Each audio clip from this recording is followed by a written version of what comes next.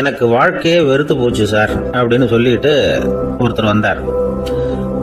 வந்து கொஞ்ச நேரம் பேசினதுக்கு அப்புறம் அவர் அப்படி சொல்லியிருந்தா அதில் ஒரு அர்த்தம் இருந்திருக்கும். வர்றதுக்கு முன்னாடியே வாழ்க்கை வெறுத்து போச்சுன்னு சொல்லிட்டு வர்றாரு. என்ன சார் விஷயம்னு விசாரித்தோம். எங்கள் வீட்டில் தினம் 3 வேளையும் ஒரே மாதிரி சாப்பாடு சார், வித்தியாசமே கிடையாது. இப்படியே 3 மாசமாக சாப்பிட்டுக்கிட்டு இருக்கிறேன். அதை விட பட்டினி கிடந்து செத்துடலாம்னு தோணுது அப்படின்னார். ஒரு பெரியவர் சொன்ன தத்துவத்தை சொல்றதுக்கு ஆள் கிடைக்காம தவிச்சுக்கிட்டு இருந்தோம். இப்போ ஒருத்தர் கிடைச்சிட்டார், விட்டுலாமா? உடனே அவரை உட்கார வச்சு சொல்ல ஆரம்பிச்சிட்டோம். அதாவது நாம் அனுபவிக்கிற உணர்வுகளில் களிப்பு, மகிழ்வு, ஆனந்தம், இது 3க்கும் ஒன்றுக்கு ஒன்று வித்தியாசம் உண்டு. மேம்போக்கா பார்க்கறதுக்கு இது 3 ஒன்று மாதிரி தோணும். ஆனால் அது அப்படி இல்லை. களிப்புங்கிறது உடம்பை பொறுத்தது, மகிழ்வுங்கிறது மனசை பொறுத்தது, ஆனந்தம்ங்கிறது ஆன்மாவை பொறுத்தது. இப்படி இந்த 3 வகையான அந்த சுவைப்புகளின் தன்மையும் வேற வேற. இப்போ முதல்ல களிப்புங்கிறத எடுத்துக்குவோம். நம்ம புலன்களுக்கு களிப்பை தரக்கூடிய பொருள்களுக்கு சில விசேஷ குணம் உண்டு. அது எப்படின்னா, சீக்கிரமே சலிப்பை உண்டு பண்ணும். ஒருத்தர் அந்த பொருளை எடுத்துக்கிட்டா அது இன்னொருத்தருக்கு குறைஞ்சிரும். உணவு, உடை, இதெல்லாம் களிப்பை தரக்கூடிய பொருள்கள். இப்போ உதாரணத்துக்கு, ஒரு சாப்பாட்டு மேசையில் ஒரு பாத்திரத்தில் 10 இட்லி இருக்கு. அதில் ஒரு 2 இட்லியை நம்ம தட்டில் எடுத்து வச்சு சாப்பிட்றோம். நாம் சாப்பிட்ட அந்த இட்லி நிச்சயமாக எதிரில் உட்காந்துருக்கிறவருக்கு இல்லை, அவருக்கு உபயோகப்படாது. நாம் சாப்பிட்ட அதே இட்லியை அவரும் சாப்பிட முடியாது, அவர் வேற தான் எடுத்து வச்சுக்கணும். அது மாதிரி நாம் ஒரு சட்டையை எடுத்து போட்டுக்கிறோம், அதே சட்டையை அதே நேரத்தில் இன்னொருத்தர் போட்டுக்க முடியாது. புலன்களுக்கு களிப்பை தரக்கூடிய இது மாதிரி பொருள்கள்லாம் முதல் தடவை நமக்கு கொடுக்குற களிப்பை 2வது தடவையும் கொடுக்காது. 3வது தடவை இன்னும் குறையும், கடைசியில் வெறுப்பாக மாறிடும். ஒவ்வொன்றா இட்லியை தொடர்ந்து சாப்பிட்றோம்னு வச்சுக்கோங்க, முதல் இட்லி தரக்கூடிய சுவையை 30வது இட்லி தராது. முதல் தடவை புது சட்டையை போட்டுக்கிறப்போ நமக்கு இருக்கிற களிப்பு அதே சட்டையை 100வது தடவையாக போட்டுக்கிறோம்னு வைங்க, அப்போ இருக்குமா? இருக்காது. இதுதான் களிப்பு. அதாவது சீக்கிரமே சலிப்பை தரக்கூடியது. ஒருத்தர் எடுத்துக்கிட்டா இன்னொருத்தருக்கு குறைஞ்சு போகக்கூடியது. ஆனால் மகிழ்ச்சிங்கிறது அப்படி இல்லை. ஒருத்தர் அனுபவிக்கிறதுனால இன்னொருத்தருக்கு குறைஞ்சு போகாது. இப்போ காலையில் சூரியன் உதயம் ஆகிறத பார்த்து சந்தோஷப்படுறோம், அதையே இன்னொருத்தரும் பார்த்து சந்தோஷப்படலாம். ஒரு நல்ல சங்கீதத்தை கேட்குறோம், ஒரு அழகான ஓவியத்தை ரசிக்கிறோம், நீங்கள் ரசிக்கிற அதே நேரத்தில் இன்னொருத்தரும் அதை ரசிக்கலாம். அதனால் அது குறைஞ்சி போகிறதில்ல. இது மகிழ்வு. ஆனால் ஒன்று, ஒரே பாடலை திரும்ப திரும்ப கேட்டுக்கிட்டு இருந்தால் கடைசியில் அலுப்பு தட்டும். அதாவது மகிழ்வுங்கிறது எப்படின்னா, மற்றவங்களோட பகிர்ந்து கொள்றதுனால குறையாது. ஆனால் ஒரே பொருள் மீண்டும் மீண்டும் அனுபவிப்பை தர்றப்போ முதல்ல மகிழ்வு அதிகரித்து அதுக்கப்புறம் அது மங்கி மறைஞ்சு போடும். இதுதான் அந்த மகிழ்வுங்கிறதுக்கு இலக்கணம். சரி, இப்போ 3வதா சுகம் தரக்கூடிய ஆனந்தம்ங்கிறது எப்படின்னா, இது நமக்கு உள்ளே இருந்து சுரக்கிறது. மனசு சலனங்கள்ல இருந்து விடுபடுறப்போ இந்த ஆனந்தம் நமக்கு கிடைக்கும். இது நிலையான சுகம், ஆத்ம சுகம். களிப்பிலிருந்து மகிழ்வுக்கும், மகிழ்விலிருந்து ஆனந்தத்துக்கும் செல்றது தான் மனிதன் நடத்த வேண்டிய முக்கியமான பயணம். இவ்வளவு விஷயத்தையும் கேட்டுட்டு இந்த காலத்து பையன் ஒருத்தன் வந்தான். சார், இப்போ நீங்கள் ஒரு சாப்பாட்டு மேசையில் ஒரு 10 இட்லி வைக்கிறீங்க, என்ன உட்கார வைங்க, எதிரில் இன்னொருத்தனை உட்கார வைங்க. நான் களிப்பு, மகிழ்வுலாம் தாண்டி நேரடியாக ஆனந்தத்துக்கு பயணம் பண்ணி காட்டுறேன் அப்படின்னா. ஒன்றும் புரியல அவன் சொன்னது. அது எப்படி, அப்படி என்ன பண்ணுவ நீ அப்படின்னு சொல்லி கேட்டோம் ஆச்சரியமா. 2 இட்லி சாப்பிட்டா தானே சார் களிப்பு? நான் 10 இட்லியும் மொத்தமாக சாப்பிட்ருவேன், அடுத்தவனுக்கு எதுவும் கிடைக்காது.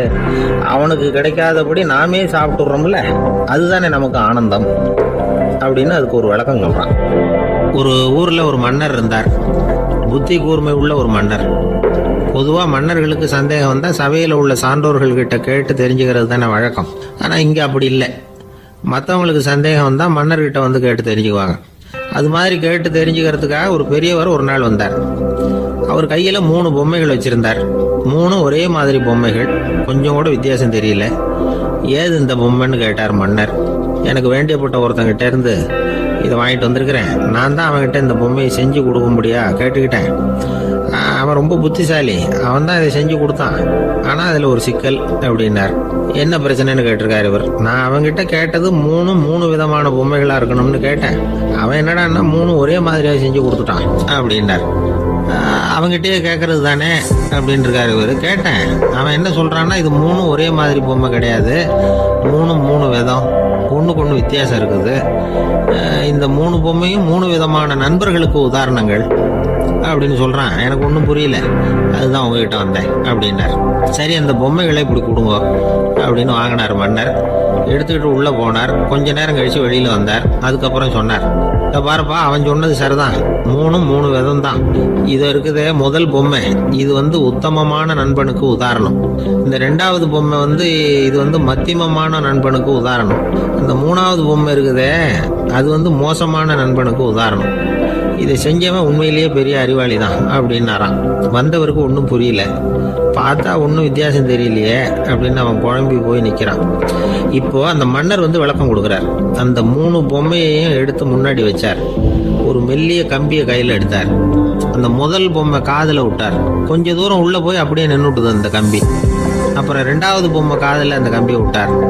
அந்த கம்பி என்னாச்சுன்னா அப்படியே அது வாய் வழியாக வெளில வந்தது. 3வது பொம்மை காதில் கம்பியை செலுத்தினார். அது நேராக இன்னொரு காது வழியாக வெளியில் வந்தது. இந்த முதல் வகை இருக்குதே, அது மாதிரியான நண்பர்கள் எப்படி தெரியுமா?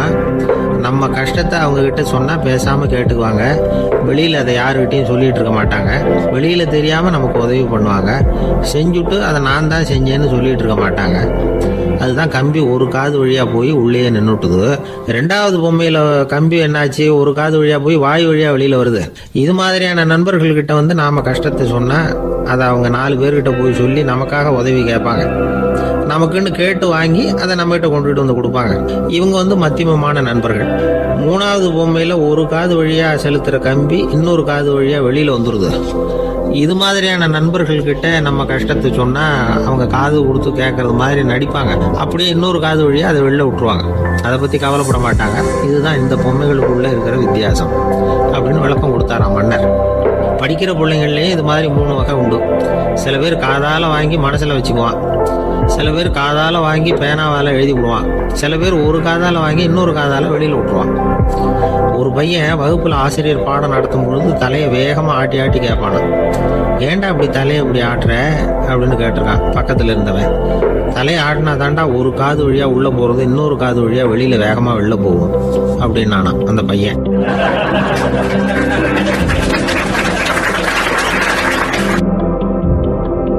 அவர் ஒரு பெரிய குடும்பத்தில் பிறந்தவர். இருக்கிற சொத்துக்கள் எல்லாத்தையும் வாரி வழங்கி விட்டு காட்டுக்கு புறப்பட்டார் தவம் செய்யறதுக்காக. இருந்தது பூராவும் கொடுத்துட்டார். இனிமேல் எதுவுமே இல்லை கொடுக்கறதுக்கு. அப்போ கடைசியாக ஒருத்தன் கையை நீட்டினானா, ஐயா ஏதாவது கொடுங்கன்றிருக்கான். அவர் பார்த்தார். கட்டியிருக்கிற வேட்டியை தவிர வேற எதுவுமே இல்லை. 8 முழம் பட்டு வேட்டி ஜரிகை கரையோடு இருக்குது. கடைசியாக அதை தான் எடுத்துக்கிட்டு அவர் புறப்பட்டுருக்கார். அவர் பார்த்தார். எதிரில் அவன் பரிதாபமாக நின்றுட்டு இருக்கிறான். அந்த 8 முழ வெட்டியை 2ஆக கிழிச்சார். 4 முழத்தை அவங்ககிட்ட கொடுத்தாரு. மீதி 4 முழத்தை தன்னோட இடுப்புல கட்டிட்டு அவர் காட்டுக்கு போயிட்டார். இவன் என்ன பண்ணான் தெரியுமா? கையில் கிடைச்ச 4 முழத்தை எடுத்துக்கிட்டு கடை வீதிக்கு போனான். பழைய பட்டு வேட்டி ஜருகை இதையெல்லாம் விலைக்கு வாங்குற வணிகர் ஒருத்தர் இருக்கார். அவர்கிட்ட போனான். இதை விலைக்கு எடுத்துக்கிறீங்களா அப்படின்னு கேட்டிருக்கான். அவர் வாங்கி பார்த்துருக்கார். ஆஹா, இது ரொம்ப அருமையான வேட்டி, விலை உயர்ந்த ஜருகை, இது ஏது உனக்கு அப்படின்னு கேட்டாரான். அவன் நடந்தது சொல்லியிருக்கான். அப்படின்னா ஒன்று செய்ய, இந்த வேட்டியோட இன்னொரு பாதியையும் மெதுவாக வாங்கிட்டு வந்துடு, உனக்கு நிறைய பணம் தர்றேன் அப்படின்னாரான் அந்த வணிகர். இவன் கொஞ்சம் யோசனை பண்ணி பார்த்தான். கொஞ்சம் இருங்க வந்துடுறேன் அப்படின்னு சொல்லிவிட்டு நேராக காட்டுக்கு போனான். அவர் எங்கே இருக்காருன்னு தேடி கண்டுபிடிச்சான். அவர் ஒரு இடத்துல தவக்கோலத்தில் இருக்கிறார். கட்டியிருந்த இடவேட்டியும் அவர் அறியாமல் நழுவி கீழே விழுந்து கிடக்குது. இவனுக்கு ரொம்ப வசதியாக போச்சு. அவரை கேட்க வேண்டிய அவசியமே இல்லை. மெதுவாக சத்தம் போடாமல் அடி மேலே அடி வச்சு நெருங்கினான். அவர் கண்ணை மூடிக்கிட்டு அவர் பாட்டு நின்றுட்டு இருக்கிறார்.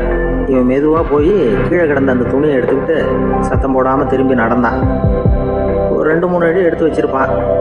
அப்படி ஓட ஆரம்பிக்கிற சமயத்தில் அவன் காலில் கீழே கிடந்த முள் ஒன்று நறுக்குன்னு தச்சு விட்டுது. வலி தாங்க முடியாமல் அம்மான்னு கத்திருக்கான். இந்த சத்தத்தினால கண்ணை மூடி நின்றுக்கிட்டு இருந்த அவரோட தவம் கலைஞ்சது. மெல்ல கண்ணை திறந்து பார்க்குறார். தன் இடையில இருந்த வேட்டி அவன் கையில் இருக்கு. இப்போ அவர் நினைக்கிறார். என்ன நினைக்கிறாருன்னா, இந்த வேட்டி மீது நான் வைத்த ஆசை அல்லவா அவனை திருடனாக ஆக்கி விட்டது அப்படின்னு நினைச்சாராம். இந்த வேட்டி மேலே நாம் வச்ச ஆசை அவனை திருடும்படி ஆக்கிவிட்டதே அப்படின்னு நினைச்சாராம். இது எப்பேற்பட்ட மனநிலை அப்படிங்கிறத கொஞ்சம் யோசனை பண்ணி பாருங்க. தான் ஒரு பொருள் மேலே வச்ச பற்று இன்னொரு மனிதன் திருடனாக ஆகிறதுக்கு காரணமாயிட்டுதேன்னு நினைக்கிறார். அப்படி நினைச்ச அந்த பெரியவர் யார் தெரியுமா? அவர் தான் மகாவீரர். இழந்துட்டேங்கிறியே, நீ என்னத்தை கொண்டுகிட்டு வந்த எங்க இழந்துடுறதுக்கு? நீ என்னத்தை உண்டாக்குன இது அழிஞ்சுட்டுதுன்னு சொல்றதுக்கு? இதுதான் அவருடைய சிந்தனை. இன்றைக்கு நம்ம சிந்தனையெல்லாம். ஆந்திர நாட்டில் ஒரு அரசர் இருந்தார். அந்த அரசர்கிட்ட ஒரு அமைச்சர் இருந்தார். அந்த அமைச்சர் பேரு ராயண பாஸ்கர். அவர் ஒரு பெரிய அறிவாளி. அது மட்டும் இல்லை, மிகச்சிறந்த கொடையாளி. யார் வந்து எது கேட்டாலும் இல்லைன்னு சொல்ல மாட்டாராம். அதன் காரணமாகவே அவர்கிட்ட இருந்த செல்வம் நாளுக்கு நாள் குறைஞ்சிக்கிட்டே வந்துட்டு தான். கடைசியில் குடும்பத்துக்குன்னு எதுவும் வைக்காமலே அவர் போய் சேர்ந்துட்டார். மகனும் இறந்துட்டார். அந்த குடும்பத்தில் மிஞ்சி இருந்தது அவருடைய மருமகள், ஒரு பேரன், அவ்வளவுதான். இருந்த ஒரே சொத்து பழுதடைஞ்ச ஒரு வீடு. அந்த அம்மா மற்ற வீடுகளில் வேலை செஞ்சு தன்னுடைய பிள்ளைய படிக்க வச்சுக்கிட்டு வராங்க. அந்த புள்ள ஒரு பெரிய வள்ளலுடைய பேரன்கிறது அந்த பள்ளி வாத்தியார்களுக்கும் தெரியும். அதனால அவங்களும் இவங்கிட்ட கொஞ்சம் அன்பாகவும் அக்கறையாகவும் பழகி பாடம் சொல்லி கொடுத்துக்கிட்டு இருக்கிறாங்க. ஒரு நாள் ஒரு புகழ்பெற்ற கவிஞர் ஒருத்தர் அந்த பள்ளிக்கூடத்துக்கு வந்திருக்கிறார். ஆசிரியர்கள் கிட்ட பேசிக்கிட்டு இருந்தப்ப ஒரு செய்தியை சொன்னாராம். ராயண பாஸ்கருங்கிற வள்ளல் எனக்கு நிறைய உதவிகள் செஞ்சிருக்கார், என்னை பாராட்டி பரிசுகள்லாம் கொடுத்துருக்கிறார். அந்த வள்ளல் வாழ்ந்த கிராமத்தை பார்க்கணுங்கிறதுக்காக தான் இப்போ இங்கே வந்திருக்கிறேன் அப்படின்னாராம். ஆசிரியர் உடனே இந்த பையனை கூப்பிட்டு, இதை பாருங்க, இவன் யார் தெரியுமா? நீங்க குறிப்பிடுகிற அந்த வள்ளலின் பேரன் அப்படின்னு அறிமுகப்படுத்தினாராம். கவிஞரின் கண்கள்ல ஆனந்த கண்ணீர். அந்த பரவச நிலையிலேயே அந்த வள்ளலை பற்றி கவி பாட ஆரம்பிச்சுட்டாராம். இந்த சின்ன பையன் அதை கேட்டிருக்கிறான். உடனே என்ன பண்ணான் தெரியுமோ? தன் கையில் அணிஞ்சிருந்த ஒரு பொன் வளையல கழட்டி அந்த கவிஞருக்கு பரிசா கொடுத்துட்டானாம். எல்லாருக்கும் ஆச்சரியம். தாத்தா இருக்கும் நிலையில கொடுத்தார், பேரன் இல்லாத நிலையிலையும் கொடுக்குறான். பையனை எல்லாரும் பாராட்டினாங்களாம். இருந்தாலும் அவனுக்குள்ள ஒரு பயம் எதுவும் ஆரம்பமாச்சு. பள்ளிக்கூடம் விட்டு வீட்டுக்கு வரும்பொழுது அந்த பயம் இன்னும் அதிகமாயிட்டுது. அம்மா என்ன சொல்லுவாங்களோ தெரியலையே, ஏதோ திடீர்னு தோணிச்சு வளையல கழட்டி கொடுக்கணும்னு கொடுத்துட்டோம். குடும்பம் இருக்கிற நிலையில இப்படி நான் செஞ்சது தப்பா? வீட்டு செலவுக்கே அம்மா எவ்வளவு கஷ்டப்படுறாங்க, வீட்டுக்கு போனதும் என்ன நடக்குமோ தெரியலையே அப்படின்னு நினைச்சு பயந்துக்கிட்டே அவன் வீட்டுக்குள்ள அடி எடுத்து வைக்கிறான். அம்மா கூப்பிட்டு சாப்பாடு போட்டாங்க. அவங்க கண்ணில் படக்கூடாதுங்கிறதுக்காக ஒரு கையை பின்னாடி மறைச்சிக்கிட்டே இருந்தான். அம்மா இதை கவனிச்சிட்டாங்க. ஏய், உன் கையை ஏன் அப்படி வச்சிருக்கிற? உன் கைக்கு என்னாச்சு? ஏதாவது அடிபட்டு போச்சா அப்படின்னு கேட்டுக்கிட்டே கையை எடுத்து பார்க்குறாங்க. வளையல காணலை. வளையல் எங்க அப்படின்னு கேட்குறாங்க. இவன் தயங்கிக்கிட்டே நடந்ததை சொல்கிறான். அது கேட்டதும் அந்த அம்மாவோட முகம் கோபத்தால் சவுந்து போச்சான். முட்டாளே, என்ன காரியம் பண்ண அப்படின்னு கன்னத்தில் அரைஞ்சிட்டாங்களாம். அம்மா, என்னை அடிக்காத, ஏதோ தெரியாமல் தப்பு பண்ணிட்டேன் அப்படின்னு இருக்கான். மகனே, வளையல கொடுத்ததுக்காக நான் உன்னை அடிக்கலை அப்படிங்க, பின்ன எதுக்கு அடிச்சேன்னு கேட்டிருக்கான். உன் பாட்டனார் வந்து ஒரு பெரிய வள்ளல், அவர் எதையும் பாதி வேலையை செய்யறதில்ல. அவருடைய பேரை நீ அரைகுறை வேலை செஞ்சுட்டு வந்திருக்கிற அப்படின்னாங்களாம். என்னம்மா சொல்கிறேன் இருக்கான். நீ ஒரே ஒரு வளையலை மட்டும்தானே கழட்டி கொடுத்துருக்குற, கொடுக்கறதா இருந்தால் ரெண்டையும் சேர்த்துல கொடுத்துருக்கணும், அதுதானே உங்கள் தாத்தாவுக்கு பெருமை அப்படின்னாங்களாம். அம்மா, தெரியாமல் செஞ்சுட்டேன், உங்ககிட்டையும் அரை வாங்கிட்டேன் அப்படி இப்படின்னு அவன் சொல்லியிருக்கிறான். இப்போ அம்மா கொஞ்சம் இருங்க, அந்த கவிஞர் இன்னைக்கு நம்ம ஊரில் தான் தங்கியிருப்பார், நாளைக்கு காலையில் தான் அவர் வந்து எங்கே இருக்காருன்னு விசாரித்து இன்னொரு வளையலையும் கொடுத்துட்றேன் அப்படின்ட்டுருக்கான். மகனே, நல்ல செயல்களையெல்லாம் நாளைக்குன்னு ஒத்தி போடாத. நாளைக்கு என்ன நடக்குங்கிறது யாருக்கு தெரியும்? இப்போவே போ, எங்கே இருக்காருன்னு பாரு அப்படின்ட்டு இருக்காங்க. மகன் புறப்பட்டான். பள்ளி ஆசிரியர்கிட்ட போய் கேட்டானா அந்த கவிஞர் எங்கே இருக்காருன்னு. அவர் சொன்னாராம். உடனே போய் அவர் இருக்கிற இடத்துல கதவை தட்டியிருக்கான். ராத்திரி நேரத்தில் இவனை கண்டதும் அவருக்கு ரொம்ப ஆச்சரியம். இவன் இன்னொரு கை வளையலையும் எடுத்து நீட்டியிருக்கான். அவர் திகைச்சு போய் நிற்கிறார். அவரால் என்ன பண்ணுறதுன்னே தெரியல. ஆனந்த கண்ணீர். இது வந்து பெரியவர்கள் கூற கேட்ட ஒரு வரலாறு. இன்னைக்கு இப்படிப்பட்டவங்களை பார்க்க முடியுமா? வறுமை வந்து வள்ளல் தன்மையை ஒன்றும் செய்து விடாதுங்கிறதுக்கு இது ஒரு உதாரணம். ஒருத்தன் இன்னொருத்தனை பார்த்து கேட்டானா, எங்கள் தாத்தா உங்கள் தாத்தாவுக்கு 100 ரூபா கடன் கொடுத்துருக்கிறார், அதை எப்போ திருப்பி கொடுக்க போறேன்னு. கவலைப்படாத, எங்கள் பேரன் அதை உங்கள் பேரன்ட்ட திருப்பி கொடுத்துருவான் அப்படின்னு நானா அவன்.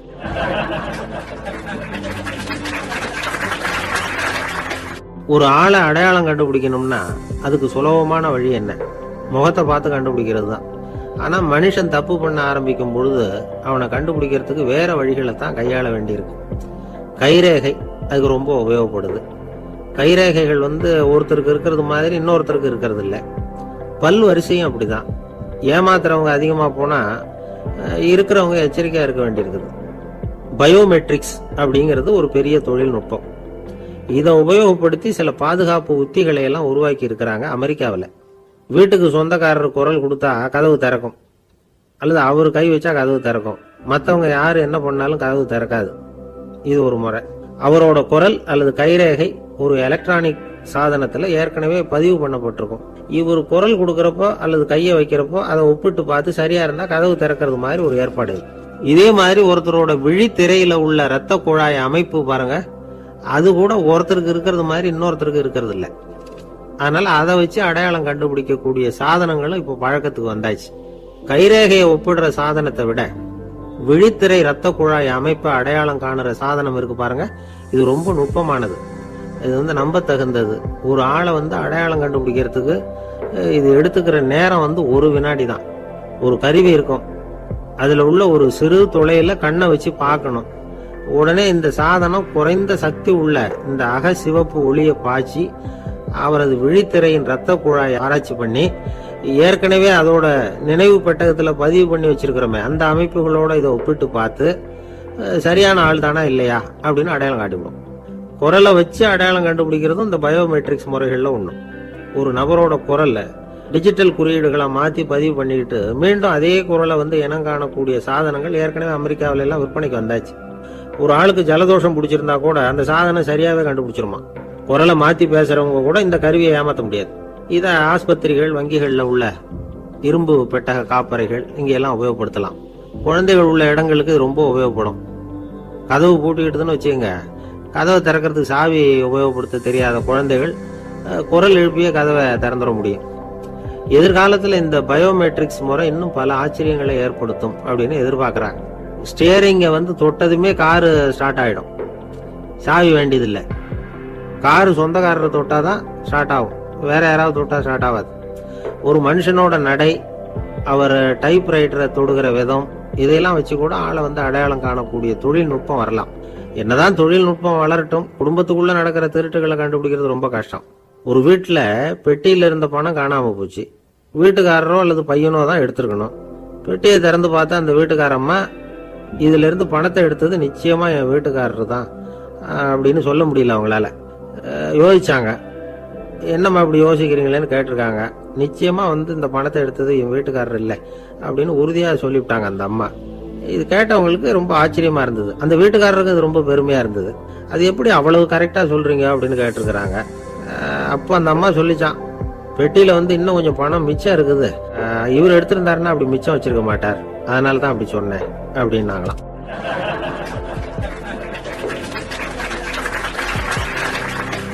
ஒரு ஊர்ல ஒரு ஆள் இருந்தான். நிறைய பணம் சேர்த்தான். அவனுக்கு சம்பாதிக்க தெரியுமே தவிர செலவு பண்ண தெரியாது. மகா கஞ்சன்.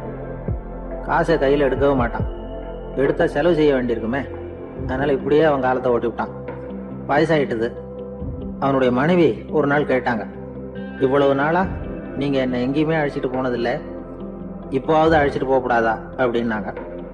எங்க போகணும் சொல்லுன்னா. காசிக்கு போகணும், கங்கையில குளிக்கணும்னாங்க.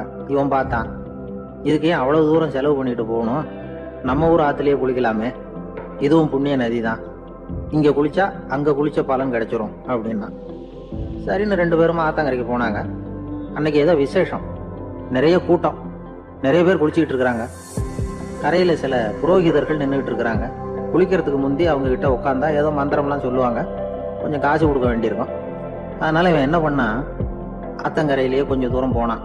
ஊரை விட்டு தள்ளி வந்துட்டான், அங்க யாருமே இல்லை. அப்பாடான்னு சந்தோஷப்பட்டான், குளிக்கலாம்னு புறப்பட்டான். இந்த நேரம் கடவுள் பார்த்தார், இந்த கஞ்சனுக்கு ஏதாவது புத்தி போகட்டணும் அப்படின்னு நினைச்சார். உடனே ஒரு புரோகிதர் மாதிரி உருவத்தை மாத்திக்கிட்டு அந்த ஆள் முன்னாடி நின்னார்.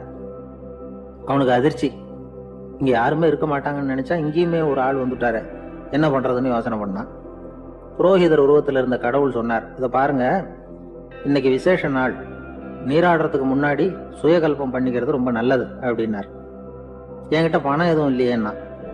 பரவாயில்ல, அப்புறமா கொடுங்க, வாங்கிக்கிறேன். ஆனா ஒண்ணு, எவ்வளவு கொடுப்பீங்கிறத மட்டும் இப்பவே சொல்லி விடுங்க அப்படின்னார். இவன் ரொம்ப யோசனை பண்ணான். ஒரு 10 பைசா தரேன் அப்படின்னா. சரின்னு ஒத்துக்கிட்டு எல்லா கிரியைகளையும் அவர் செஞ்சார். அதுக்கப்புறம் கணவனும் மனைவியும் ஆத்துல குளிச்சாங்க. அவர் போயிட்டார். கொஞ்ச நாள் கழிச்சு அவன் வீட்டுக்கு வந்தார் கடனை வசூல் பண்றதுக்கு. வாசல்ல நின்றுகிட்டு இருந்த அவன் மனைவி இவரை பார்த்ததும் தயங்க ஆரம்பிச்சாங்க. அந்த அம்மா கிட்ட விஷயத்த சொன்னார். அந்த அம்மா ஓடி போய் உள்ள இருக்கிற தன்னுடைய கணவர்கிட்ட சொன்னாங்க. அவன் யோசனை பண்ணான், இப்ப வெளியில போனா அவனுக்கு 10 காசு கொடுக்க வேண்டியிருக்கும், அதனால எனக்கு காய்ச்சல்னு அந்த ஆளுகிட்ட சொல்லிவிடு, இன்னொரு சந்தர்ப்பத்தில் என்னை வந்து பார்க்க சொல்லு அப்படின்னா. அந்த அம்மா போய் சொன்னாங்க. அப்படிங்களா, அப்படின்னா அவரை நான் உடனே போய் பார்க்கணுமே அப்படின்னு உள்ள நுழைய ஆரம்பிச்சார். அவங்க மறுபடியும் இருங்க தான் வரேன்னு சொல்லிவிட்டு உள்ள ஓடி விஷயத்த சொன்னாங்க. இது எதுடா வம்பா போச்சு அப்படின்னு பார்த்தான். மனைவியை கிட்டத்தில் கூப்பிட்டான். இதோ பாரு, ஜன்னி கண்டு நான் இறந்து போயிட்டதா சொல்லிவிடு அப்படின்னா சொன்னாங்க. புரோகிதர் பார்த்தார். அப்படின்னா ஒரு வழியா இருந்து அவருடைய இறுதி சடங்குகளையும் நானே முடிச்சுட்டு போயிடுறேன் அப்படின்னார். உள்ள இருந்தவன் யோசனை பண்ணான், அந்த ஆள் என்ன விடமாட்டான் போல இருக்கு, அதனால ஒரு சவப்பெட்டியில என்னை வச்சு தூக்கிக்கிட்டு மயானத்துக்கு போங்க பாத்துக்கலாம் அப்படின்னா. புரோகிதரும் விடுற மாதிரி இல்லை, கூடவே நடந்து போயிட்டு இருக்கிறார். அங்க இறக்கி சடங்குகளை முடிச்சுட்டு தீ வைக்கிற நேரம் பொட்டிக்குள்ள இருந்த நம்ம ஆளு அலறி அடிச்சுட்டு வெளியில ஓடி வந்தான். புரோகிதர் உருவத்துல இருந்த கடவுள் சிரிச்சார், தன்னுடைய சுய உருவத்தை காட்டினார். அதுக்கப்புறம் அவனை கூப்பிட்டு, இதை பார்ப்பா, ஏன் இப்படி அல்லாடுற, ஏதாவது வர வேணும்னா கேள்வித்தரேன் அப்படின்னார். அவன் யோசனை பண்ணான். பகவானே, ஒரே ஒரு வரம் தான் உங்ககிட்ட கேட்கணும்னா. என்ன வேணும் கேளுன்னார். அந்த 10 பைசா தட்சணையை தள்ளுபடி பண்ணா போதும் அப்படின்னா. கடவுளும் சரின்னு சொல்லிட்டு போயிட்டார். இப்படி ஒரு கதையை சுவாமி சிவானந்தர் சொல்லியிருக்கிறார். செல்வந்தர்கள் பல பேர் இப்படித்தான் இருக்கிறாங்க. தாங்களும் அனுபவிக்க மாட்டாங்க, அடுத்தவங்களுக்கும் கொடுக்க மாட்டாங்க. இது மாதிரியான கஞ்சர்களுக்கு இந்த உலகம் இல்லை, அந்த உலகம் இல்லைங்கிறார் அவர். இந்த கதையில கடவுள் கடன் வசூலுக்கு வந்தது மாதிரி நம்ம ஊர் ஆள் ஒருத்தன் இன்னொருத்தர்கிட்ட 10 பைசா கடன் கொடுத்துட்டான்.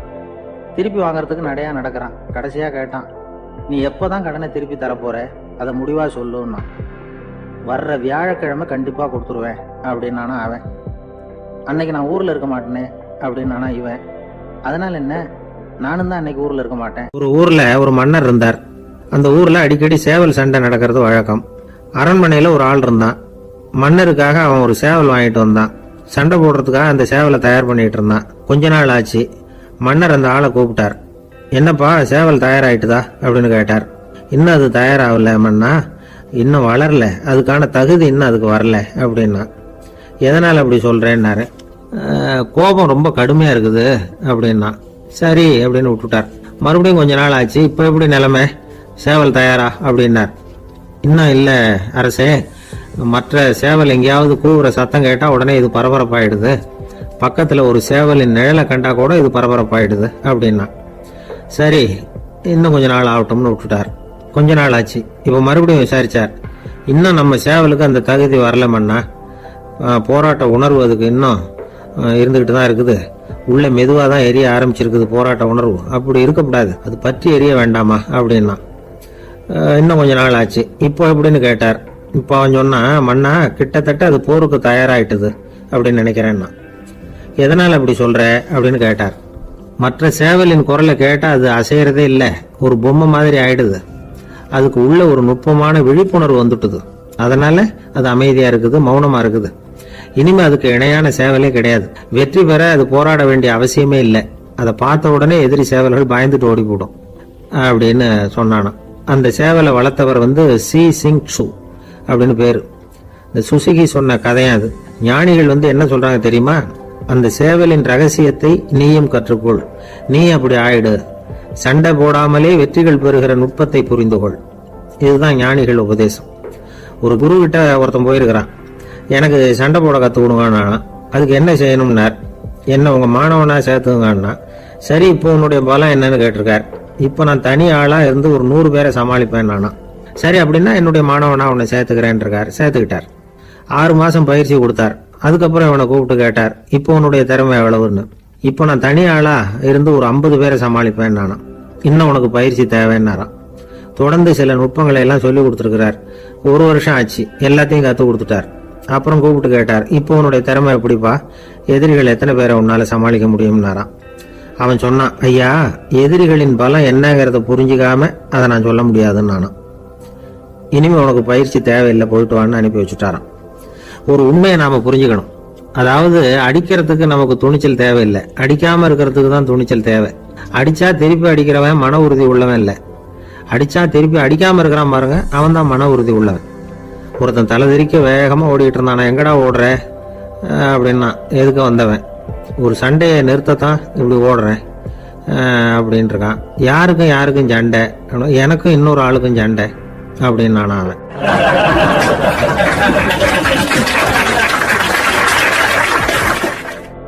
ஒரு ஊர்ல ஒரு மன்னர் இருந்தார். அழகான அரண்மனையில அவர் இருந்தார். அந்த அரண்மனையை விட அழகா ஒரு மாளிகையை அந்த ஊர்லயே வேற ஒருத்தன் கட்டியிருந்தான். அப்படி கட்டி முடிச்சதுல அவனுக்கு ரொம்ப பெருமை.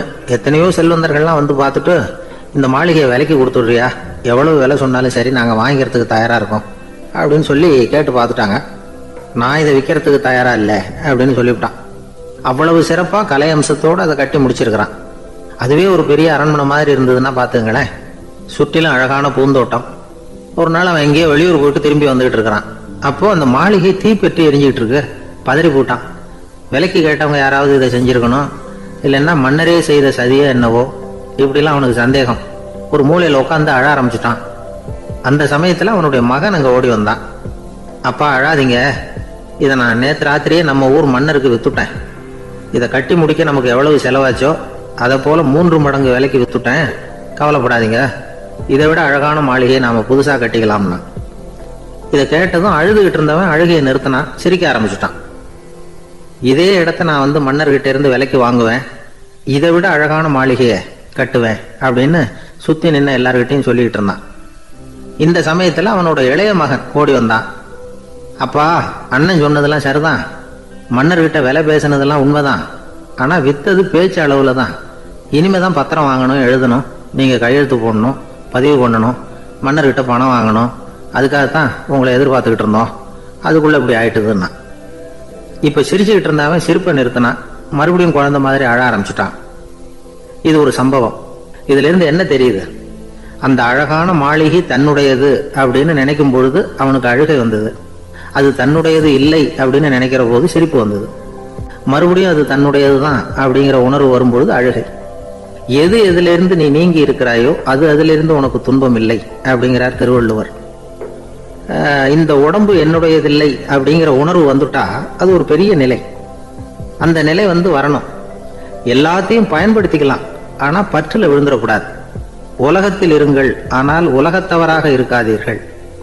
உலகிற்குள் இருங்கள், உலகம் உங்களுக்குள் வந்துவிட அனுமதிக்காதீர்கள். விலகி இருங்கள், விழித்திருங்கள், மௌனமாய் பார்த்திருங்கள் அப்படிங்கிறது சான்றோர் கருத்து. செய்ய வேண்டிய கடமையிலிருந்து விலகி இருக்கிறவர்கள் நம்ம கிட்ட நிறைய பேர் உண்டு. அப்படிப்பட்ட ஒருத்தர் டாக்டர் கிட்ட போனார். டாக்டர், நான் ஒரு கவர்மெண்ட் ஆபீஸ்ல வேலை பார்க்கறேன், எனக்கு ஒரே அசதியா இருக்கு, என்னை சோதிச்சு பாருங்க, ஆலோசனை சொல்லுங்க ஏதாவதுன்னார். டாக்டர் அவரை பரிசோதனை பண்ணி பார்த்துட்டு சொன்னார், இதோ பாரு, உனக்கு இப்போ தேவைப்படுறது முழு ஓய்வு. நீ எவ்வளவு சீக்கிரமா ஆபீஸுக்கு போறியோ அவ்வளவுக்கு உனக்கு நல்லது அப்படின்னாராம்.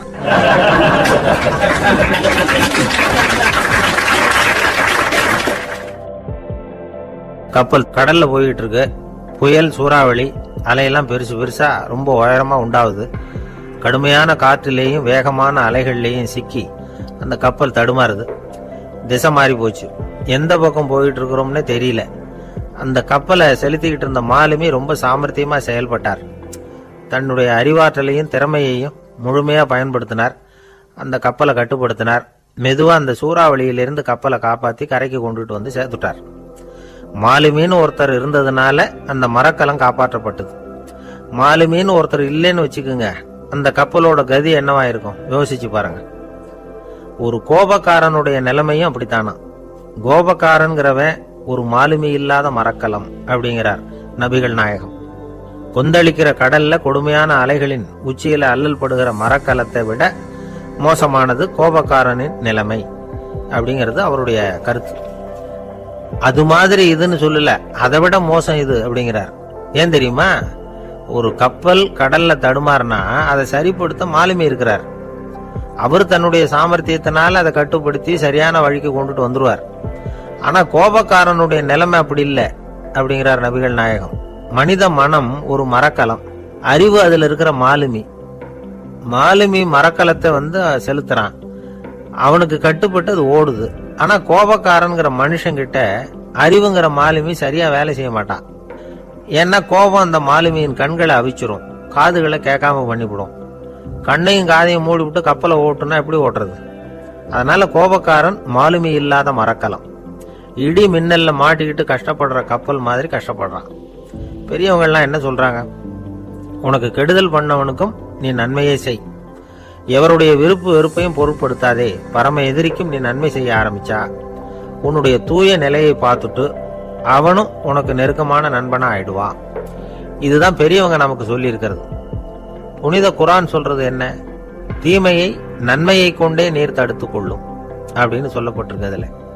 இன்னா செய்தாரை ஒருத்தல் அவர் நாண நன்னயம் செய்து விடல் அப்படிங்கிறார் திருவள்ளுவர்.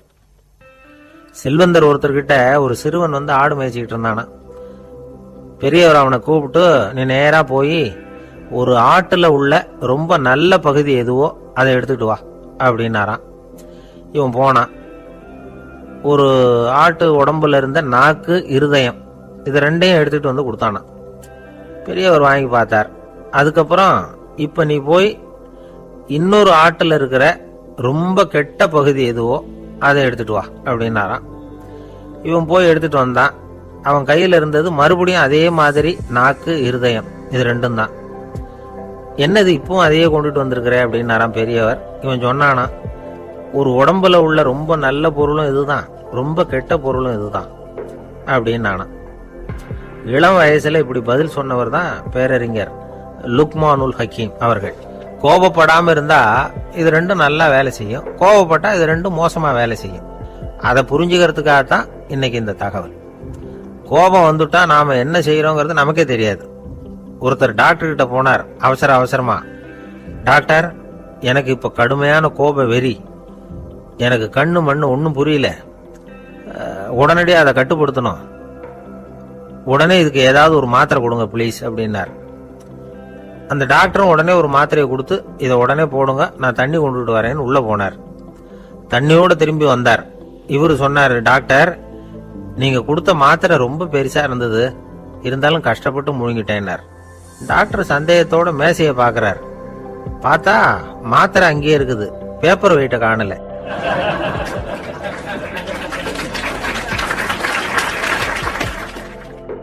ஒரு சின்ன பையன் வந்தான். அவனை பார்த்து ஒரு கேள்வி கேட்டோம். ஏன்ப்பா உங்க வீட்டுல அம்மா புத்திசாலியா அப்பா புத்திசாலியா அப்படின்னு. அவன் அலட்சியமா நம்மளை பார்த்து சிரிக்கிறான். என்ன சார் இது, இந்த காலத்துல இது கூட தெரியாம இருக்கிறீங்களே அப்படிங்கிறான். ஒரு சின்ன பையன் நம்மளை பார்த்து இப்படி கேட்டு விட்டானே அப்படின்னு நினைக்கிறப்போ நமக்கு ஒரு மாதிரி ஆயிடும். அதுக்கப்புறம் தான் இந்த தாத்தா பாட்டி எல்லாம் சொல்ற ஒரு கதை ஞாபகத்துக்கு வந்தது. அது என்ன கதை தெரியுமா? ஒரு ஊர்ல ஒரு அம்மாவும் பிள்ளையும் இருந்தாங்களாம். அந்த மகனுக்கு திடீர்னு தேசாந்திரம் போய் வரணும்னு ஆசை வந்துட்டுது. ஊரா போய் சுத்தி பார்க்கணுங்கிற ஆசை. அந்த அம்மாவுக்கு இது பிடிக்கல. மகனை புரிஞ்சு இருக்கிறதுக்கு அவங்க மனசு இடம் கொடுக்கல. வேணாப்பான்னு சொல்லி பார்த்தாங்க, அவன் கேட்கல. திடீர்னு புறப்படவும் செஞ்சுட்டான். சரி, இனிமே அவனை தடுக்க முடியாதுன்னு முடிவு பண்ணிட்டாங்க அந்த அம்மா. இருந்தாலும் புத்திசாலித்தனமா ஒரு யோசனை பண்ணாங்க. மகனை கிட்டத்துல கூப்பிட்டாங்க. அவங்ககிட்ட சொன்னாங்க, இதை பாருப்பா, நீ தேசாந்திரம் போறதுன்னு தீர்மானம் பண்ணிவிட்ட, அதை நான் தடுக்கல, போயிட்டு வந்துடும். ஆனா போறதுக்கு முன்னாடி எனக்கு ஒரு வாக்குறுதி கொடுத்துட்டு போ அப்படின்னாங்க. போறப்போ ராத்திரியா இருந்தாலும் பகலா இருந்தாலும் சரி, புளிய மரத்து நிழல்ல தான் தங்கணும். திரும்பி வர்றப்போ இரவும் பகலும் நீ வேப்ப மரத்து நிழல்லே தங்கணும் அப்படின்னாங்க. சரி, அப்படியே செய்யறேன்னு சொல்லி வாக்குறுதி கொடுத்தான் பையன். புறப்பட்டு போனான். போற வழியில புளிய மரத்து நிழல்லையே தங்கினான், தூங்கினான். அப்படி போயிட்டே இருந்தா 7வது நாள் அவன் உடம்பு சுகம் இல்லாம போயிட்டுது. ரொம்பவும் பலவீனம் ஆயிட்டான். இனிமே நடக்க முடியாதுங்கிற நிலைமை வந்துட்டுது. யோசிச்சு பார்த்தான். சரி, இதுக்கு மேல போக வேண்டாம் அப்படின்னு முடிவு பண்ணிட்டு திரும்பி வர ஆரம்பிச்சுட்டான். திரும்பி வர்றப்போ வழியில வேப்ப மரத்து நிழல்லையே தங்கி வந்தான். நாளுக்கு நாள் உடம்பு சரியா வந்துட்டுது. 7வது நாள் வீட்டுக்கு சேர்றான். உடம்பு பழையபடியே கலகலப்பாயிட்டுது. பூரண சுகம். தேசாந்திரம் போன பையன் திரும்பி வந்துட்டானே அப்படின்னு அந்த அம்மா ஆச்சரியப்படல. ஏன்னா அவங்களுக்கு தெரியும் இப்படி ஆகும்னு. பையன் சீக்கிரமா திரும்பி வரணுங்கிறதுக்காக தான் அவங்க அந்த யோசனையை சொன்னாங்க. என்ன விஷயம்ங்கிறதையும் அவங்களே சொன்னாங்க. மகனே, புளிய மரத்து நிழல் உடம்புக்கு உஷ்ணத்தை கொடுக்கும், சீக்கம் உண்டாக்கும். அதனால நீ தொடர்ந்து புளிய மரத்து நிழல்ல தங்கினாவே நோய்க்கு ஆளாயிட்ட. அதனால பயணத்தை முடிச்சுக்கிட்டு திரும்பி வரணுங்கிற முடிவுக்கு வந்துட்ட. திரும்பி வர்றப்போ நீ தங்கினது வேப்ப மரத்து நிழல், அது உடம்புக்கு குளிர்ச்சியை தரக்கூடியது, நோயை தீர்க்கக்கூடியது. அதனால சுகமா வீட்டுக்கு சேர்ந்துட்ட. உன்னோட தேசாந்திர பயணத்தை தடுக்கிறதுக்காக தான் இப்படி பண்ணனே அப்படின்னாங்களாம் அந்த அம்மா. பாத்தீங்களா அம்மாவோட புத்திசாலித்தனத்தை? அப்பா இருந்தா இப்படியா பண்ணுவார்? ஒரு அப்பா பையன் கிட்ட 10 ரூபா கொடுத்து, இதை எடுத்துக்கிட்டு அடுத்த ஊருக்கு போய் அங்க இருக்கிற மாமா கிட்ட இதை கொடுத்துட்டு வாடா, வழியில எங்கேயாவது மரத்தடியில படுத்து தூங்கி விடாத அப்படின்னு எச்சரிக்கை பண்ணி அனுப்புனாராம். பையனுக்கு எச்சரிக்கையா வாழறது எப்படிங்கிறத கத்து கொடுக்கறதுக்காக இப்படி பண்ணார். அவன் பணத்தை வாங்கிட்டு போனான். அப்பா சொன்னதை மறந்துட்டு ஒரு மரத்தடியில் படுத்து தூங்கிட்டான். அவனுக்கு தெரியாம அவன் பின்னாடியே போன அப்பா அவன் கையில இருந்த அந்த 10 ரூபாய் நைஸா எடுத்துட்டு வந்துட்டார்.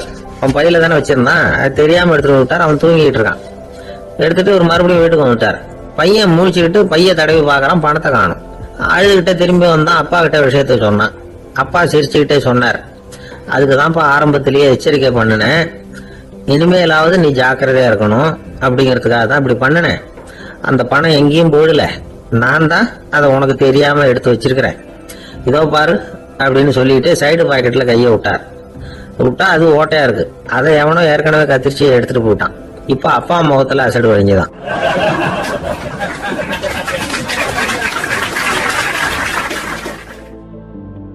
கங்கை கரை தோட்டம் பக்கத்துல ஒரு ஆசிரமம். அங்க ஒரு பெரியவர் தங்கி இருக்கிறார். அவர் தான் ராமகிருஷ்ண பரமஹம்சர்.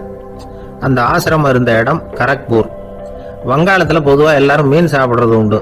கங்கையில குளிச்சுட்டு கையில ஒரு மீனோட வர்றது வழக்கம். இவர் இருக்கிற இடத்துக்கு கங்கையில படகு வழியா வரணும். அப்படிதான் எல்லாரும் வருவாங்க. வர்றவங்களை ஒண்ணு கூட்டி ஆன்மீக விஷயங்களை பத்தி பேசிக்கிட்டு இருப்பார். ஒவ்வொரு நாள் ஒவ்வொருத்தர் நகரத்துக்கு போகணும். வரும்பொழுது மீன் கொண்டுகிட்டு வரணும். அதுக்கு ஒரு அட்டவணையே உண்டு ஆசிரமத்துல. அது பிரகாரம் ஒரு நாள் சுவாமி யோகானந்தர் படகுல போனார். படகை செலுத்தினவங்க ராமகிருஷ்ணரையும் சுவாமி யோகானந்தரையும் மற்றவங்களையும் பித்தர்கள் அப்படின்னு சொல்லி ஏளனமா பேசினாங்க. அவங்க என்ன பைத்தியம் முடிச்சவங்க அப்படிங்கிறது மாதிரி. சுவாமி யோகானந்தருக்கு ரொம்ப மென்மையான இதயம். இவங்க இப்படி கண்ணாபின்னு பேசுறத பார்த்தா மீனை வாங்கிட்டு திரும்புறப்போ என்ன நடக்குமோ அப்படிங்கிற பயம் வேற வந்துட்டு அவருக்கு. அவ்வளவு மென்மையானவர். இதை தெரிஞ்சுக்கிட்ட ராமகிருஷ்ணர், யோகானந்தா இங்க வா அப்படின்னு கூப்பிட்டார். இவரு கண்ணீரை தொடச்சிக்கிட்டே கிட்ட போனார். சொன்னார், ஐயா, படகு ஓட்டுறவங்க உங்களை பத்தி மோசமா பேசுறாங்க. என்ன திட்டினா பரவாயில்ல, ஆனா உங்களை அவங்க திட்டுறாங்க, அதை என்னால தாங்கிக்க முடியல அப்படின்னார். இதை கேட்டது ராமகிருஷ்ணருக்கு கோபம் வந்துட்டுதான். என்னது, உன்னுடைய குருவை பத்தி அவங்க மோசமா பேசும்பொழுது நீ சும்மா இருந்தியா? வெளியில போ அப்படின்னு விட்டார். குரு நிந்தனை செய்யறப்போ அதை கேட்டுக்கிட்டு சும்மா இருக்கலாமா? குரு நிந்தனையை கேட்டா பாவம் இல்லையா? என்னை தூற்றும் போது அவங்க பாவம் செய்யறாங்க, அதை கேட்டுக்கிட்டு நீ சும்மா இருந்தா நீயும் பாவம் செய்யற அப்படின்னாராம். அடுத்த நாள் சுவாமி நிரஞ்சனானந்தர் போக வேண்டிய நாள். இவர் படகுல போகும்பொழுதும் அதே மாதிரி நடந்துதான். அவங்க மோசமா பேச ஆரம்பிச்சாங்க, திட்ட ஆரம்பிச்சாங்க. அப்படி கேலி பண்ண ஒருத்தனை இவர் என்ன பண்ணார், பலார்னு கன்னத்துல அரைஞ்சுட்டார். இன்னொருத்தனை கங்கையில தூக்கி எறியறதுக்கும் தயாராயிட்டார். அதுக்கப்புறம் அவங்க யாரும் வாயை திறக்கல. மீன் வாங்கிட்டு வர்றப்பவும் படகுல ஒரே அமைதி. அவ்வளவு பயம் அவங்களுக்கு. ராமகிருஷ்ணர் கூப்பிட்டு விசாரிச்சார் என்ன நடந்ததுன்னு. இவர் சொன்னார், அவரு யோகானந்தா போகும்பொழுது என்ன நடந்ததோ அப்படியே தான் இப்பவும் நடந்தது. குரு நிந்தனை செய்யறத கேட்டுக்கிட்டு நான் சும்மா இருப்பேனா? ஒருத்தனை அப்படியே அரைஞ்சுட்டேன், இன்னொருத்தனை ஆத்துல தூக்கி போட்டுருவேன்னு பயமுறுத்தினேன், அவ்வளவுதான் அப்படின்னாராம். இப்பவும் ராமகிருஷ்ணருக்கு கோபம் வந்துட்டு தான். என்ன இது, அணியறது காஷாயம், இருக்கிறது ஆசிரமம், உனக்கு இவ்வளவு கோபம் வந்ததுன்னா அப்புறம் என்னத்துக்கு ஆசிரமத்தில் இருக்கணும்? பிரம்மச்சாரி எப்பவும் அமைதியா இருக்கணும் அப்படின்னு அறிவுரை சொன்னாராம் ராமகிருஷ்ணர். அப்போ இவர் கேட்டாராம், ஏங்க அவருக்கு ஒரு விதமான அறிவுரை சொன்னீங்க, எனக்கு வேற விதமா அறிவுரை சொல்றீங்க, இதுல எது உண்மை அப்படின்னு கேட்டிருக்காரு. இதுக்கு ராமகிருஷ்ணர் சொன்ன பதில் என்னன்னா, அட அசடே, சக்கரத்துல காத்து அதிகமா இருந்தா குறைக்கணும், குறைச்சலா இருந்தா கூட்டணும். அவன் சாது, அவனுக்கு அதிக உணர்ச்சி தேவை, உனக்கு படபடப்பு அதிகம், உனக்கு பொறுமை தேவை அப்படின்னாராம். இதுல உள்ள கருத்து என்னன்னா, கல்விங்கிறது எப்படின்னா அதை சூழ்நிலைக்கு தகுந்த மாதிரி கற்பிக்கணும். எல்லாருக்கும் ஒரே மாதிரி கற்பிக்க கூடாது. கேட்கிற ஒரு தகுதி, புரிஞ்சுக்கிற திறமை, இதை பொறுத்து கல்வி அமையணும். ஆரம்ப காலத்துல ஒரு குரு, அப்போ ஒரு சீடன் இருந்தான். அது வேடிக்கையான குரு, வேடிக்கையான சீடன். ஒரு ஆசிரமம். ஒரு நாள் ஒருத்தன் அவசரமா அந்த குருவை தேடி வந்திருக்கிறான். என்ன விஷயம்னு விசாரிச்சார் குரு. உங்க சீடர் என்னை அடிச்சுட்டார் அப்படின்னு புகார் பண்ணானா அந்த ஆள். குரு சீடனை கூப்பிட்டார். அடிச்சியா இந்த ஆளை அப்படின்னு கேட்டாராம். ஆமான் இருக்கான் சீடன். ஏன் அடிச்சே அப்படின்னு கேட்டாராம். இந்த ஆள் உங்களை பத்தி மட்டமா பேசிவிட்டான், என்னால் அதை தாங்கிக்க முடியல, அதனாலதான் அடிச்சுட்டேன் இருக்கான். அப்படி என்ன பேசினா அப்படின்னு கேட்டாராம். உன்னுடைய குருநாதர் இப்பெல்லாம் அர்த்தமில்லாம பேச ஆரம்பிச்சுட்டார் அப்படின்னு சொல்லிவிட்டான், அதனாலதான் அடிச்சுட்டேன் அப்படின்னானா. அதுக்காக அடிச்சே அப்படின்னாராம். நான் அதுக்காக அடிக்கல குருவே, இப்பெல்லாம் நீங்க அர்த்தம் இல்லாம பேசுறதாக அவன் சொல்றான், அப்படின்னா இதுவரைக்கும் நீங்க அர்த்தத்தோட பேசினதாகத்தானே அர்த்தம், அது தப்பு தானே அதனாலதான் அடிச்சேன் அப்படின்னு நானா.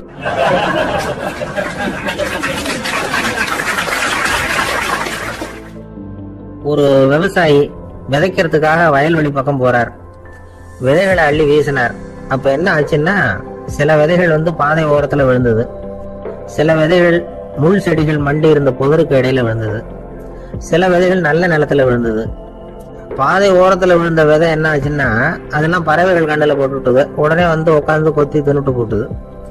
அதிகமா மண் இல்லாத பாறை பகுதியில விழுந்த விதையெல்லாம் லேசா வேர் விட்டு முளைக்க ஆரம்பிச்சுது.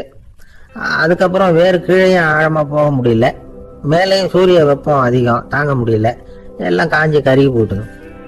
புதர் பகுதியில சில விதைகள் விழுந்தது இல்லையா, முள் செடிகள் காடா மண்டி போயிருந்தது. அதனால முளைச்சி வர்ற செடிக்கு நெருக்கடி அதிகமா போட்டுது, சரியா வளர முடியல, விளைச்சலும் சரியா இல்லை. நல்ல நிலத்துல விழுந்த விதைகள் மட்டும் நல்லா முளைச்சது, நல்லா வளர்ந்தது, விளைச்சலும் பிரமாதமா இருந்தது. இந்த கதையை சொல்லிவிட்டு கேட்க செவியுள்ளோர் கேட்கட்டும் அப்படிங்கிறார் இயேசு பெருமான். ஆமா, இயேசு கடலில் நின்ற படகு ஒண்ணுல உட்கார்ந்துருக்கிறார். கடற்கரையில ஏராளமான மக்கள் உட்கார்ந்துருக்கிறாங்க. அந்த சமயத்துலதான் இயேசு ஓமைகள் மூலமா மக்களுக்கு பல உண்மைகளை சொல்லிட்டு இருக்கிறார். மக்கள் அந்த கதையை கேட்டுட்டு ஒன்னும் புரியாம முடிக்கிறாங்க. அத கவனித்த இயேசு அந்த ஓமையை விளக்க ஆரம்பிச்சார்.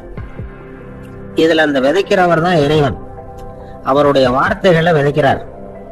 அந்த வார்த்தைகளை கேட்கிற மக்கள் அந்த விழுந்த விதைகள் மாதிரி 4 வகையானவர்கள். சில பேர் பாதை ஓரத்துல விழுந்த விதைகள் மாதிரி இறைவன் வார்த்தைகளை அவங்க கேட்கறாங்க. ஆனா தீய எண்ணங்கள் செய்கைகள் மூலமா விதைக்கப்பட்ட வார்த்தைகள் அழிஞ்சு போடுது. இறைவன் வார்த்தைகளை கேட்ட உடனே மகிழ்ந்து போய் உடனே சில பேர் அதை ஏத்துக்கிறாங்க. இவங்கெல்லாம் அந்த பாறை பகுதியில் விழுந்த விதைகள் மாதிரி. அதனால இவங்கெல்லாம் வேறு இல்லாதவங்க, கொஞ்ச காலத்துக்கு இறை வார்த்தைகளுக்கு கீழ்ப்படிந்து நடப்பாங்க. அதனால ஏதாவது இடைஞ்சல் ஏற்பட்டா உடனே தடுமாறுவாங்க. தங்கள்கிட்ட இருக்கிற நல்ல பண்புகளை விட்டுட்டு பாவ வழிகளுக்கு போடுவாங்க. முள் செடிகளுக்கு இடையில விழுந்த விதைகள் மாதிரி உள்ளவங்க யாருன்னா, இவங்களுக்கு உலக கவலை உண்டு, செல்வத்தின் மீது மயக்கம் உடையவர்கள், உலக ஆசைகள் இவங்களுக்குள்ள பூந்துடுறதுனால அங்க இருக்கிற நல்ல பண்புகள் மறைஞ்சு போடுது. அதனால அவங்களும் உபயோகம் இல்லாதவங்களா ஆயிடுறாங்க. நல்ல மனிதர்கள் நல்ல நிலத்துல விழுந்த விதைகளுக்கு ஒப்பானவர்கள். இவங்க இறை வார்த்தையை கேட்கறாங்க, அதை ஏத்துக்கிறாங்க, அவங்களும் நல்லபடியா வாழறாங்க, அடுத்தவங்களுக்கும் உபயோகமா இருப்பாங்க. இதுதான் இயேசு சொன்ன விளக்கம். நல்ல வார்த்தைகளை கேளுங்கள், நல்ல வார்த்தைகளை ஏற்றுக்கொள்ளுங்கள், அடுத்தவங்களுக்கு உபயோகமா இருங்க. இதுதான் பெரியவங்க எல்லாம் நமக்கு சொல்லுகிற உபதேசம். ஒரு அப்பா தன்னுடைய மகனுக்கு உபதேசம் பண்ணார். இத பாருப்பா, நல்ல வார்த்தைகளை கேட்கணும், எப்போதுமே மகன் அப்பா பேச்ச கேட்கறது நல்லது அப்படின்னாராம். நீ ஏதாவது ஒரு தப்பு பண்ணா என் தலையில ஒரு முடி நரைச்சு வெள்ளையா போடும்பா, நீ செய்யற ஒவ்வொரு தப்புக்கும் என் தலையில ஒவ்வொரு முடி வெள்ளையாயிடும் அப்படின்னாராம். பையன் யோசிச்சான், அப்பா இப்பதான் எனக்கு புரியுது, தாத்தாவோட தலைமுடி பூராவும் வெள்ளையா இருக்கிறதுக்கு என்ன காரணம்ங்கிறது எனக்கு இப்பதான் புரியுது அப்படின்னானா.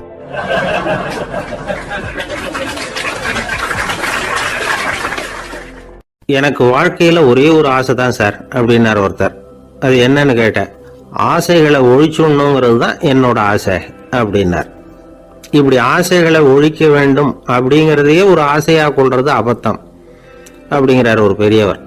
இது மாதிரி ஆசைகளை ஒழிக்க ஆசைப்பட்டா அந்த நோக்கம் நிறைவேறாதான். அந்த முயற்சியால புதுசா சில துன்பங்கள் தான் சேருமா. அதுல புதுசா ஒரு ஆசை தலை தூக்கும் அப்படிங்கிறார் அவர். ஆசைகளை தானா விழ வச்சுடலாம். அதுக்கு வழி என்ன தெரியுமா? எந்த ஒரு ஆசையையுமே பூரணமா நிறைவேற்றிக் கொள்ள முடியாதுங்கிறத உணரணும். அதை உணர்ந்தா ஆசைகள் தானா வந்துடும். அதை விட்டுட்டு ஆசைகளை விட்டுடணுங்கிறதையே ஒரு ஆசையா வச்சுக்கிட்டு அதுக்காக கடுமையா முயற்சிகளையும் செஞ்சுக்கிட்டு, நான் ஆசைகளை விட்டுட்டு ஞானோதயம் அடையறதுக்கு கடுமையா முயற்சி பண்ணிட்டு இருக்கிறேன் சார் அப்படின்னு சொல்லிக்கிட்டு இருந்தா எந்த காலத்திலயும் ஞானோதயம் வரப்போறது இல்லை. அதுக்கு பதிலா துன்பம் தான் சேரும் அப்படிங்கிறது அவரோட கருத்து. எந்த ஒரு ஆசையையும் பூரணமா நிறைவேற்றிக் கொள்ள முடியாது அப்படிங்கறத உணரணும். ஒரு ராஜா, அவர் மனசுல அமைதி இல்லை, எப்பவும் கஷ்டப்பட்டுக்கிட்டே இருந்தார். இந்த துன்பத்தை போக்குறதுக்கு பல வழிகள்ல என்னென்னமோ முயற்சியெல்லாம் பண்ணி பார்த்தார், ஒன்னும் சரியா வரல. கடைசியா ஒரு காரியம் பண்ணார். அதாவது ஒரு வேதாந்தியை தேடிட்டு போனார். அவரை பார்த்து கேட்டார், ஐயா, என்னுடைய துன்பங்கள்ல இருந்து நான் விடுபடணும், அதுக்கு சுலபமா ஏதாவது ஒரு வழி இருந்தா சொல்லுங்களேன் அப்படின்னு கேட்டுக்கிட்டார். அதுக்கு அந்த வேதாந்தி சொன்னார், அதுக்கு ஒரு வழி சொல்றேன், அது மாதிரி செய்ய. அதாவது உன்னுடைய ராஜ்யத்துக்குள்ள போதுங்கிற மனசோட வாழற ஒருத்தனை கண்டுபிடிக்கணும். அப்படி கண்டுபிடிச்சு அவனுடைய சட்டையை வாங்கி நீ போட்டுக்கணும். அப்படி போட்டுக்கிட்டா உன்னுடைய துன்பம் தீர்ந்துரும் அப்படின்னார். உடனே ராஜாவுக்கு ரொம்ப மகிழ்ச்சி. அரண்மனையில இருந்த அத்தனை பேரையும் ஆளுக்கு ஒரு பக்கமா அனுப்புனார், தேட சொன்னார். போதும்ங்கிற மனசுடைய ஒருத்தனை கண்டுபிடிச்சி கொண்டுகிட்டு வாங்க அப்படின்னார். எங்கெங்கயோ தேடி கடைசியா ஒரு ஆளை கண்டுபிடிச்சாங்க. அவன் போதும்ங்கிற மனசோட இருக்கிறவன் தான். ஆனா அவன்கிட்ட சட்டை எதுவும் இல்லை. இடையில கட்டி இருக்கிற துண்டே போதும்ங்கிற மனசோட அவன் வாழ்ந்துகிட்டு இருக்கிறான். சட்டை இருந்தாவில் ராஜா வாங்கி மாட்டிக்க முடியும்.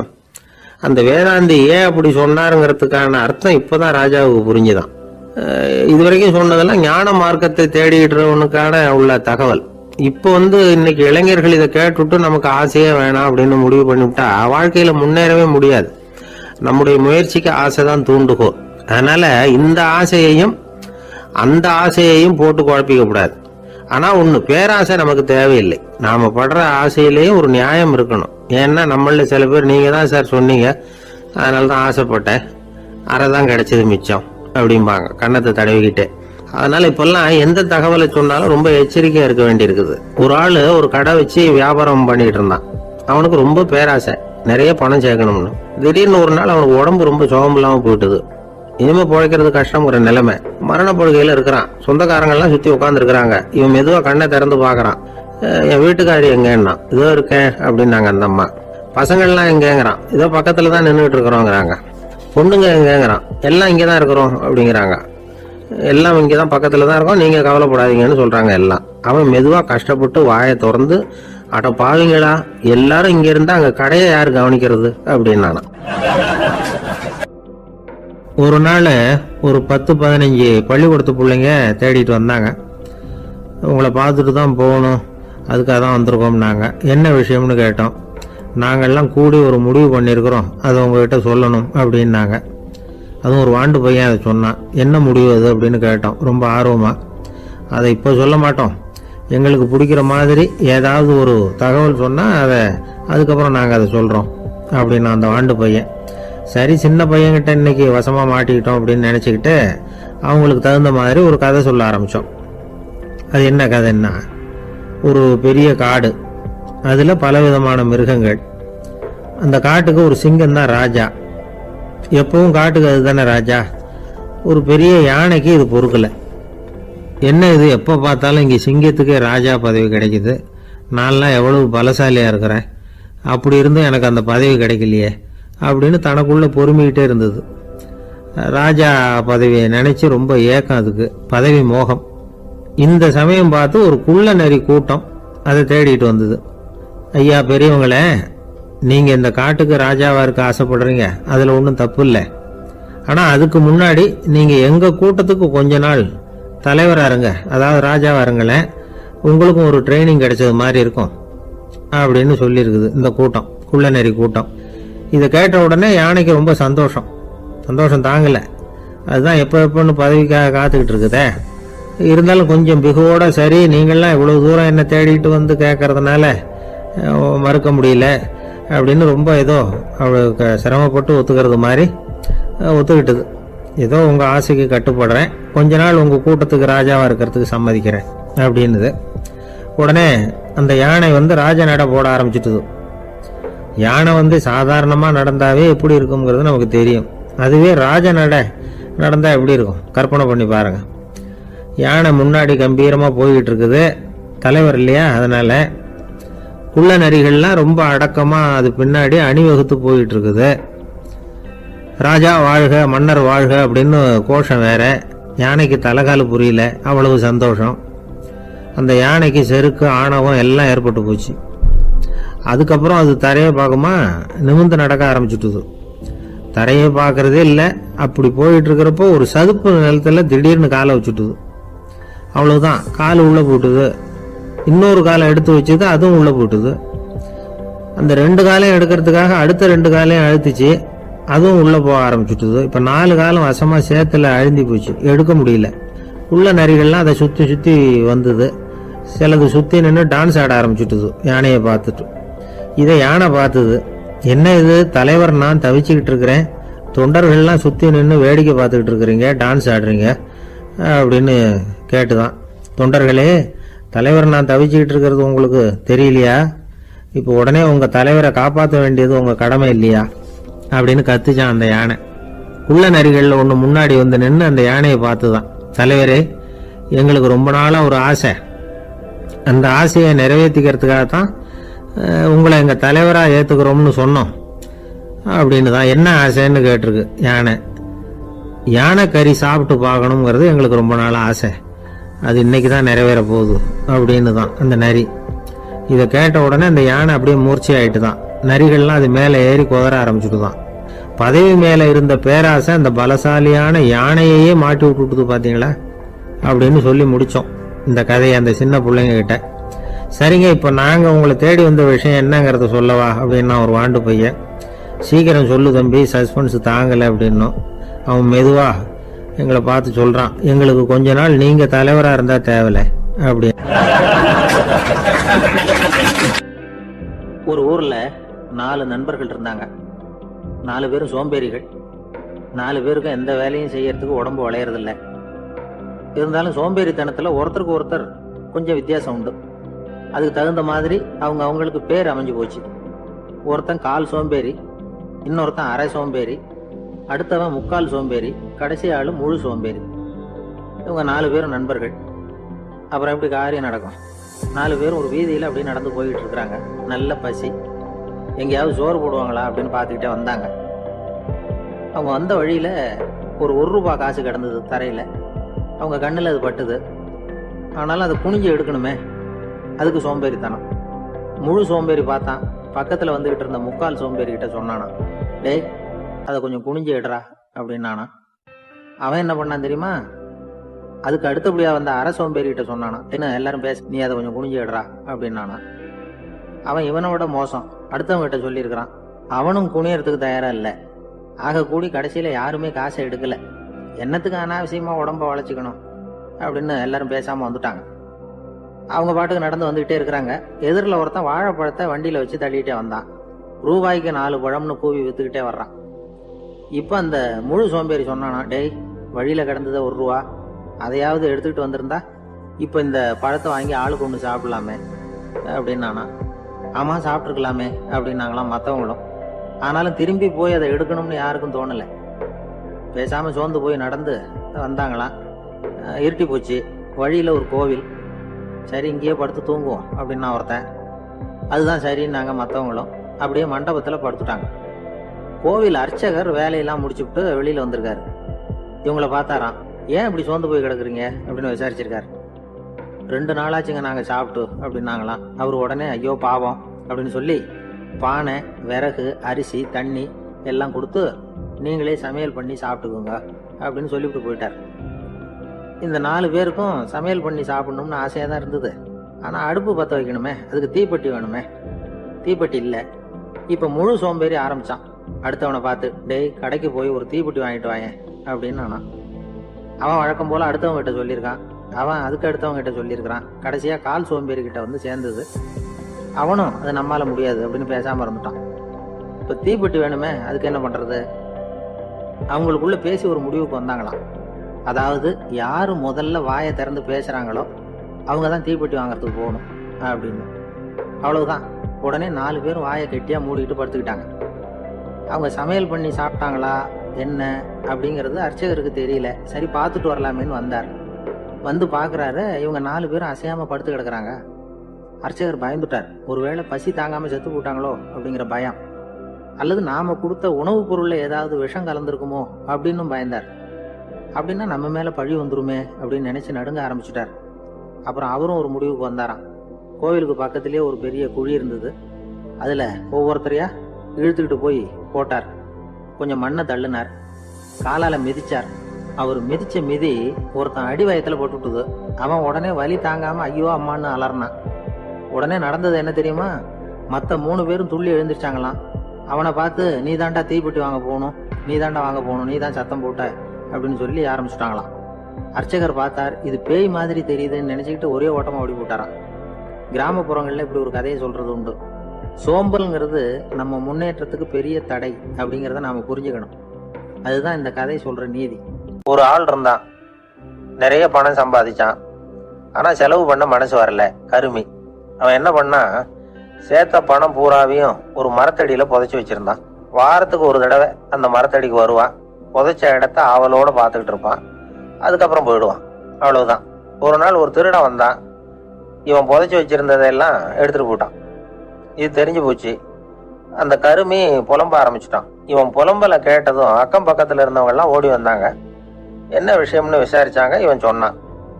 ஒரு பெரியவர் கேட்டார், ஏப்பா வாரம் வந்து இந்த இடத்த பார்க்கறதாக சொன்னியே, எப்போவாவது இதுல இருக்கிற பணத்தை எடுத்து செலவு பண்ணியிருக்கியா அப்படின்னு கேட்டார். நான் அப்பப்போ வந்து அதை பார்க்கறது தான் வழக்கம், அதை தொட்டதே இல்லைன்னு. அவன் சரி அப்படின்னா இப்போவும் நீ அதே மாதிரி வாரம் ஒரு தடவை வந்து இந்த இடத்த பார்த்துட்டு போகலாமே அப்படின்னாராம் அந்த பெரியவர். அதுவும் சரிதானே, எவ்வளவு காலமானாலும் அவன் அந்த பணத்தை எடுத்து செலவு பண்ண போறதில்ல. அப்படி இருக்கிறப்ப உள்ளே பணம் இருந்தாலும் ஒண்ணுதான், இல்லாம போனாலும் ஒண்ணுதான். இதுல இருந்து என்ன புரியுதுன்னா, ஒருத்தர்கிட்ட இருக்கிற பணத்தை கொண்டு அவர் பணக்காரரா ஏழையா அப்படின்னு முடிவு செய்யறது சரியில்லை. அந்த செல்வத்தை அனுபவிக்கிற திறன், பயன்படுத்துற திறன், அதை வச்சுதான் அவர் ஏழையா பணக்காரரா அப்படிங்கிறத நிர்ணயம் பண்ணணும். அதுதான் சரி. செலவு பண்ண தெரியாதவன் சேகரம் பண்ணிட்டே இருக்கிறதுனால என்ன பிரயோஜனம்? தலைமுடியே இல்லாதவன் தாராளமா சீப்புகளை வாங்கி சேகரம் பண்றது மாதிரி தானே இது. சில சமயம் செலவு பண்ண நாம தயாரா இருந்தா கூட அந்த செல்வம் நமக்கு பயன்படுறதில்லை. அரேபியாவில் ஒரு நகை வியாபாரி விலை உயர்ந்த முத்துக்களை எல்லாம் அவர் வச்சு வியாபாரம் பண்ணிட்டு இருந்தார்.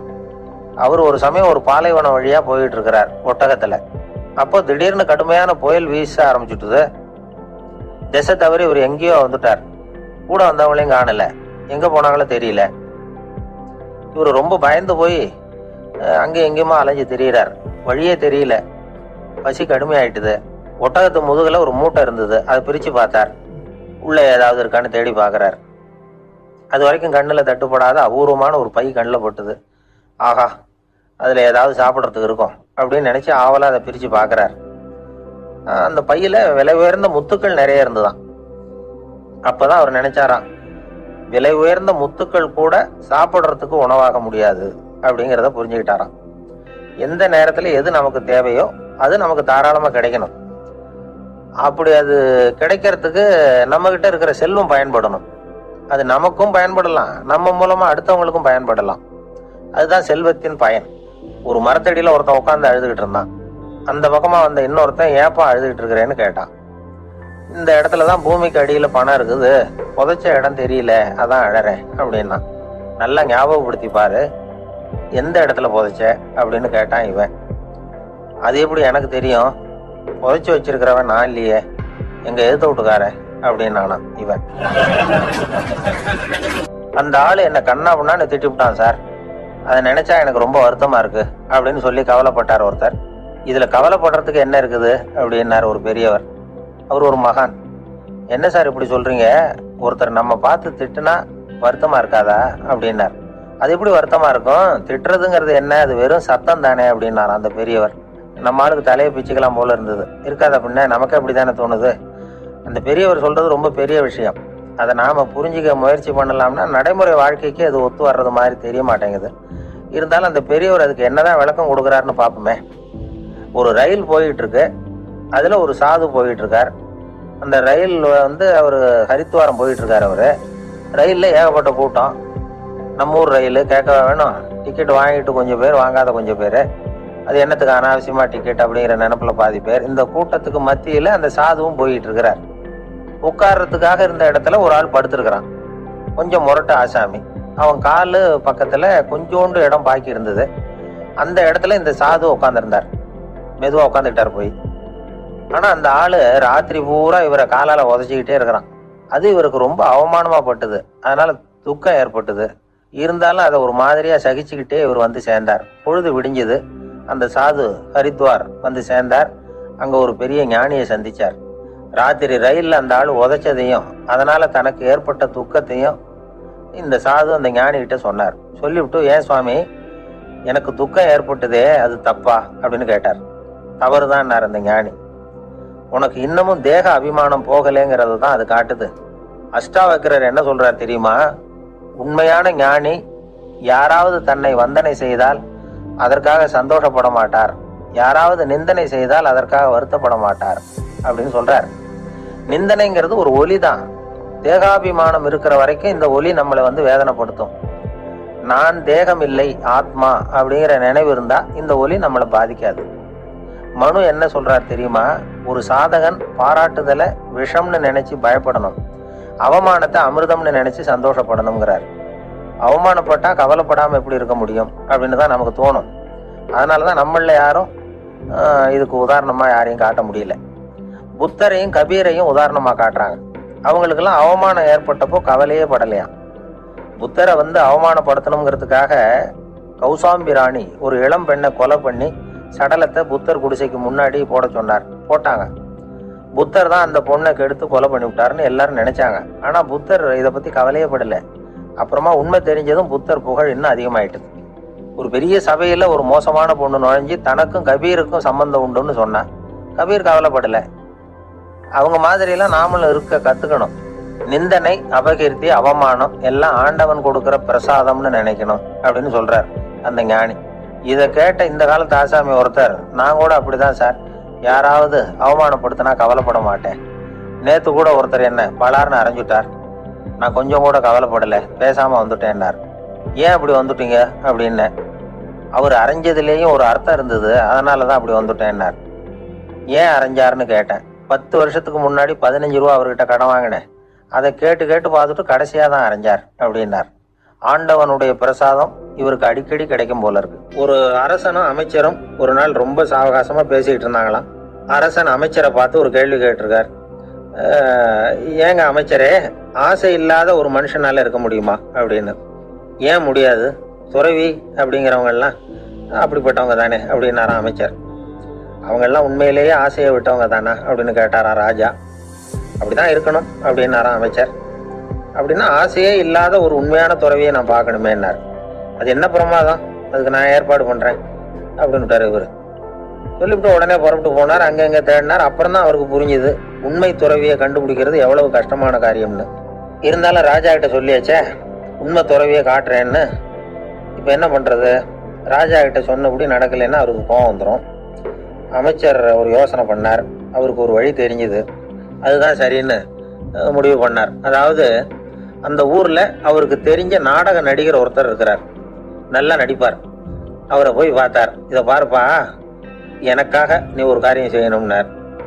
என்னன்னு கேட்டார் அவரு. நீ ஒரு துறவி மாதிரி கொஞ்ச நேரத்துக்கு நடிக்கணும். ராஜா உன்னை பார்த்துட்டு போற வரைக்கும் நடி, அது போதும். அதுக்காக உனக்கு 10,000 ரூபா தரேன் அப்படின்னார். அவர் எந்த காலத்துல இவ்வளவு பணத்தை மொத்தமா பார்த்திருக்கார். அதனால உடனே சரின்னு ஒத்துக்கிட்டார். அமைச்சர் அரண்மனைக்கு திரும்பி வந்தார். என்ன அமைச்சரே, இன்னுமா ஒரு உண்மையான துறவி கிடைக்கலன்னார். உண்மையான துறவி ஒருத்தரை இப்பதான் கொஞ்ச நேரத்துக்கு முன்னாடி பார்த்து பேசிட்டு வர்றேன். அவர் நம்ம ஊருக்கு வெளியில குளத்தங்கரையில உள்ள ஒரு ஆலமரத்துக்கு அடியில் உட்காந்துருக்கிறார் அப்படின்னாரு இவரு. அப்படின்னா உடனே புறப்படுங்க அப்படின்னார் ராஜா. பரிவாரங்களோட புறப்பட்டார். அங்க அந்த மரத்தடியில அந்த ஆளு வேஷம் போட்டுக்கிட்டு துறவி மாதிரி உட்காந்துருக்கிறான். ராஜா நேரா போனார். அந்த துறவி காலில் பொத்துன்னு விழுந்து வணங்கினார். உடனே ராணியும் அவர் காலில் விழுந்தாங்க. அடுத்தபடியா அமைச்சர் விழுந்தார். அவருக்கு தெரியும் இது நம்ம ஆளு தான்னு. இருந்தாலும் என்ன பண்றது, நேரம். அப்புறம் பரிவாரங்கள்லாம் துறவி காலில் விழுந்து ஆசீர்வாதம் வாங்கிட்டாங்க. ராஜா அப்புறமா தங்கத்தட்டுல பொண்ணையும் பொருளையும் வச்சு அந்த துறவி கிட்ட ரொம்ப பணிவா நீட்டுறார். தாங்கள் தயவு பண்ணி இதை ஏத்துக்கணும் அப்படின்னு வேண்டிக்கிட்டார். அந்த துறவி பற்று இல்லாம அதை பார்த்தார். எல்லாத்தையும் திறந்துட்ட எனக்கு இதெல்லாம் எதுக்காக அப்படின்னு சொல்லி அதை மறுத்துட்டாராம். ஆஹா, உண்மையான துறவியை பார்த்துட்டோம் அப்படிங்கிற ஆனந்தம் அரசருக்கு. ரொம்ப நிம்மதியா திருப்தியா திரும்பி வந்தார் அரண்மனைக்கு. அதுக்கப்புறம் அமைச்சர் யாருக்கும் தெரியாம அந்த துறவிகிட்ட ஓடினார். சொன்ன பிரகாரம் பணத்தை நீட்டினார். இந்தப்பா, நான் உங்ககிட்ட சொன்னபடி 10,000 ரூபா பணம் எடுத்துக்கோ அப்படின்னார். அந்த ஆள் ராஜா கிட்ட சொன்னது மாதிரியே எல்லாத்தையும் திறந்துட்டோம் எனக்கு இதெல்லாம் எதுக்காக, வேணாம் அப்படின்னு விட்டாராம். நடிச்ச வரைக்கும் போதும்ப்பா, இனிமே இந்த நாடக வசனம்லாம் வேணாம், வேஷத்தை கலைச்சிருவோம், பணத்தை வாங்கிக்கோன்னார். இல்லைங்க, இது வேஷம் இல்லை, இது வசனமும் இல்லை, இது உண்மை. கொஞ்ச நேரம் துறவி மாதிரி நடிச்சதுக்கே இந்த தேசத்து ராஜா, ராணி, அமைச்சர், பரிவாரங்கள் எல்லாம் என் காலில் விழுந்து வணங்குறாங்க. அப்படின்னா உண்மையான துறவியா இருக்கிறது எவ்வளவு பெருமையான விஷயம். நான் உண்மையான துறவியா ஆக போறேன், அப்படி முடிவும் பண்ணிட்டேன் அப்படின்னார் அந்த நடிகர். வேஷம் கூட எப்படிப்பட்ட விளைவுகளை உண்டு பண்ணுது பாத்தீங்களா. நம்மால் ஒருத்தன் ரொம்ப வசதியா தான் இருந்தான். ஒரு நாள் அவன் சொத்து பூரா திருட்டு போட்டுது. அதுக்கப்புறம் இவன் துறவி மாதிரி ஆயிட்டான். ஊர் ஊரா சுத்தினான். ஒரு குருநாதரை தேடி கண்டுபிடிச்சான். அவர்கிட்ட சீடனா சேர்ந்துக்கிட்டான். அவனை பார்த்து ஒருத்தர் கேட்டார், நீ உண்மையான சீடன் தானான்னு. இல்லைங்க, சீடன் மாதிரி நடிச்சுக்கிட்டு இருக்கிறேன் அப்படின்னா. அது குரு துரோகம் இல்லையா அப்படின்னு கேட்டார் அவர். இல்லைங்க, நான் பண்ணது குரு துரோகம் இல்லை,